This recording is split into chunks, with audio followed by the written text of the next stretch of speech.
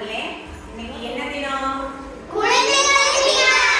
இன்னைக்கு குழந்தைகள் தின விழா இல்லைங்களா? இது யாரோட பிறந்த நாள்ல நம்ம கொண்டாடுறோம்?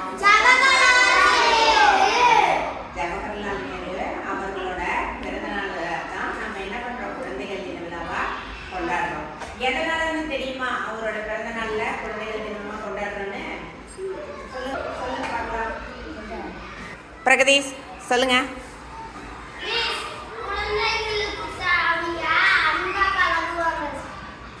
குழந்தைகள்னா ரொம்ப பிடிக்கும் இல்லையா நேரு அவர்களுக்கு. அதனால தான் அந்த பிறந்தநாளில் நம்ம என்ன நேருவோட பிறந்தநாளில் நம்ம என்ன பண்ணுறோம்? குழந்தைகள் தினமாக கொண்டாடுறோம். Very good, very good. சிடம். நேரு அவர்கள் 1889 அலகாபாத் அப்படிங்கிற நகரத்தில் பிறந்தார். மோதிலால் நேருவுக்கும் சுரூபராணி அம்மையாருக்கும் மகனாக பிறந்தார். மோதிலால் நேரு வந்து நல்ல புகழ்மிக்க வக்கீலாக இருந்தார். அது யார்? நேருவோட அப்பா.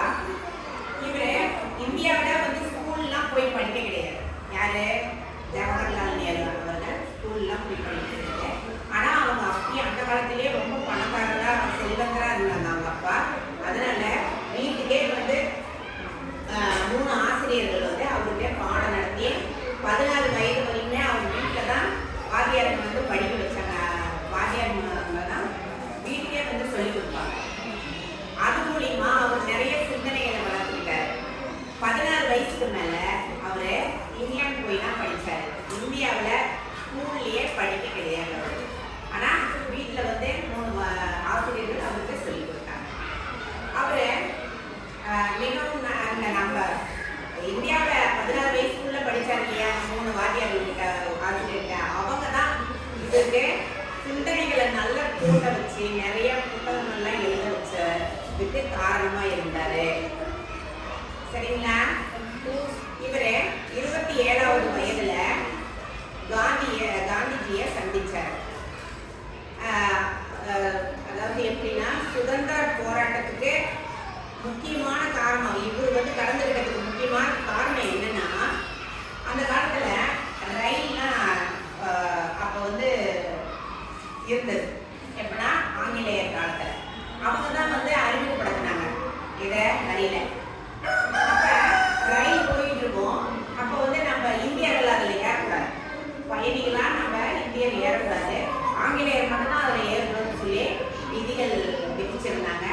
அது அவருக்கு யாருக்கு பிடிக்கல? நேருக்கு பிடிக்கல. அதுதான் அவரோட முதல் காரணம். சுதந்திர போராட்டத்தில் கலந்துக்கிறதுக்கான முதல் காரணம். சரிங்களா? இந்த மாதிரி சில இது வந்து அவருக்கு பிடிக்காதனால சுதந்திர போராட்டத்தில் கலந்துக்க முடிவெடுத்தார். நம்ம நாட்டின் பிரதம மந்திரியாகவும் வந்து பதவியை வகித்தார். அது மட்டும் இல்லை, குழந்தைகள்கிட்ட ரொம்ப பாசமாக பழகுவார். குழந்தைகள்னா அவருக்கு ரொம்ப ரொம்ப இஷ்டம். சரிங்களா? குழந்தைகளும் என்ன பண்ணுவாங்க?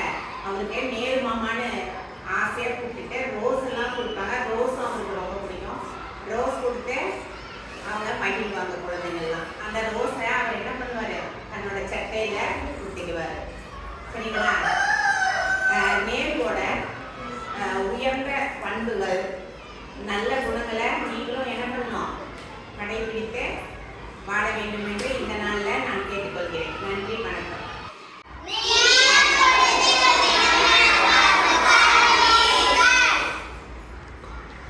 Thank you.